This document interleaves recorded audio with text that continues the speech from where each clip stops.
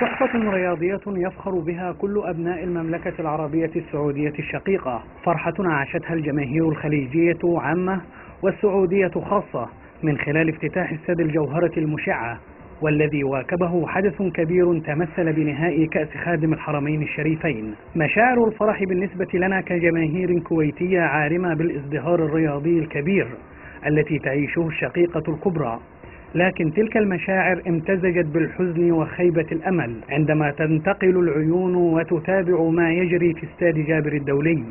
الفرحة والبهجة تتمثل بالصورة التي ظهر عليها استاد الجوهرة، فهو لم يحتاج سوى ل 390 يوما لرفع الستار عن هذه التحفة الرياضية، في المقابل أكثر من 9 سنوات على وضع حجر الأساس لاستاد جابر، ولا يزال الجمهور ينتظر الفرج.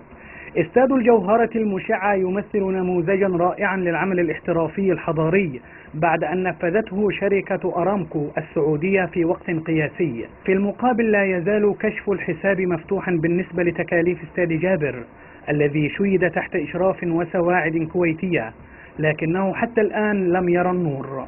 الحدث النهائي الذي اجتمع عليه فريق الشباب والأهلي ازداد رونقا بحضور الملك عبد الله بن عبد العزيز آل سعود، وانتهى بتتويج الليث الأبيض بالجوهرة في مناسبة اكتملت فيها جميع أضلاع السعادة والنجاح، في وقت تعيش فيه الجماهير الرياضية الكويتية جرحا كبيرا انتظارا لانتهاء مأساة استاد جابر.